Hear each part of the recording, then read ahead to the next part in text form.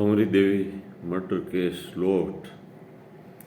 2-3 दिन पहले मैंने अपने वीडियो में बोला था कि भाई सरकार के पास में बहुत ज़्यादा ताकत होती है। आज आप अखबार में पढ़ सकते हैं या कल भी लोगों को पता चल गया था कि किन लोगों पे राज कार्य में बाधा का या सरकारी संपत्ति को नुकसान पहुंचाने का जो मुकदमा दर्ज हुआ है, उनमें काफ़ी बुजुर्ग व्यक्ति भी हैं। वो इस टाइप का अपराध तो नहीं कर सकते, हाँ उनके साथ में जो भीड़ थी वो कुछ भी कर सकती है। ये एक टाइप का कवर फायर के समान है, जहाँ आतंकवादियों का फौज के सेना के कोई टुकड़ी का आमना सामना होता है और नज़दीक नहीं जा पाते आतंकवादी के, तो फिर साइड से कवर फायर देते हैं ताकि वो नज़दीक पहुंच सके। तो ये इस टाइप से आंदोलन को दबाने का, कुचलने का ये प्रयास है।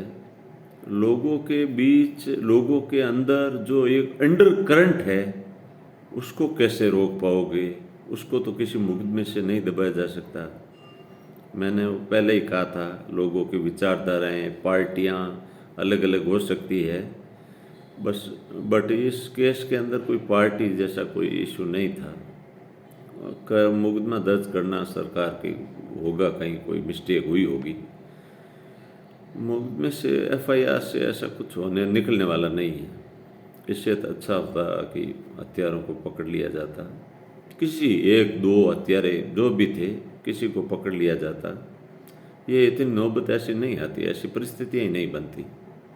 क्यों तो इतने लोग इकट्ठे होते, क्यों इतना लोग प्रदर्शन करते? अभी ये बरसात का सीज़न है, खेतों में काम करने का वक्त है, लोग 1 मिनट का समय नहीं है लोगों के पास, फिर भी हज़ारों की तादाद में लोग पहुंच रहे हैं। ये सही भी नहीं है। और अब तो सरकार, जैसे एक मारवाड़ी के अंदर कहावत है, जई आड़ो आवे जन बाहर हांदो आवे।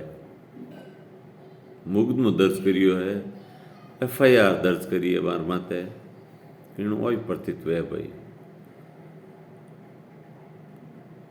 और कोई उनके पास है ही नहीं, दूसरा कुछ हथियार बचा ही नहीं है। एफआईआर दर्ज करो बस। जो लोग अग्रेसिव आगे की पंक्ति में खड़े हैं, न्याय मांग रहे हैं, उन पर मुकदमा दर्ज करो। क्या होगा मुकदमा दर्ज करने से? वो लोग 5 दिन में जमानत करवा के आ जाएंगे।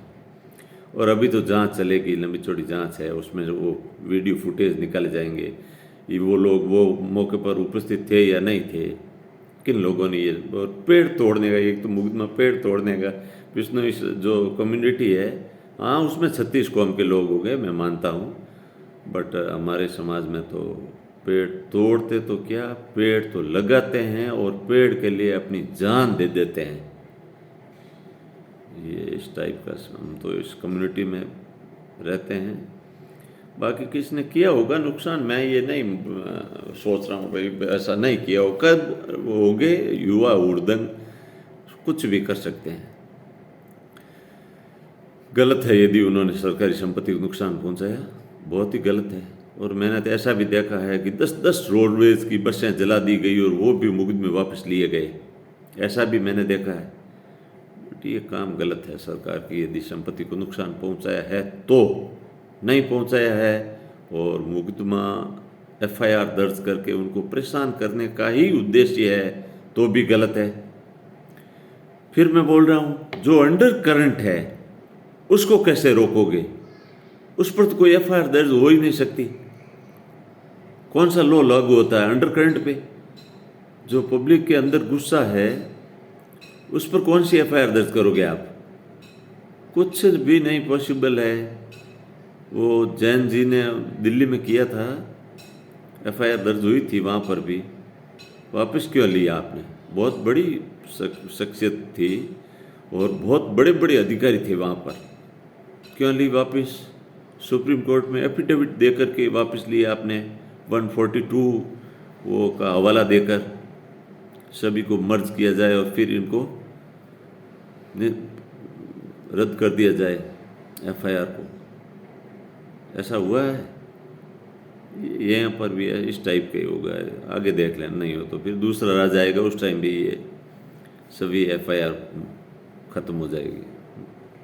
और नहीं तो इतना केस में ऐसा दम है नहीं, क्योंकि जो एक्चुअल लोगों का नाम जिसमें इनमें आ रहा है, ये लोगों ने अपराध किया नहीं है, दूसरे किसी लड़कों ने किया होगा। और इन लोगों ने भी किया है तो फिर ठीक है, अच्छी बात है, अनुसंधान कीजिए, होगा तो वो अपना काम, पुलिस अपना काम करेगी और वो लोग अरेस्ट होंगे। इसमें क्या है, गलत का गलत ही नतीजा है, मैं तो सीधी बात बोल रहा हूँ। बट मैन ये होना चाहिए, उन हत्यारों को पकड़ो आप जल्दी से जल्दी, ताकि इस प्रकार की कोई हो ही ना, घटना ही नहीं हो। धन्यवाद।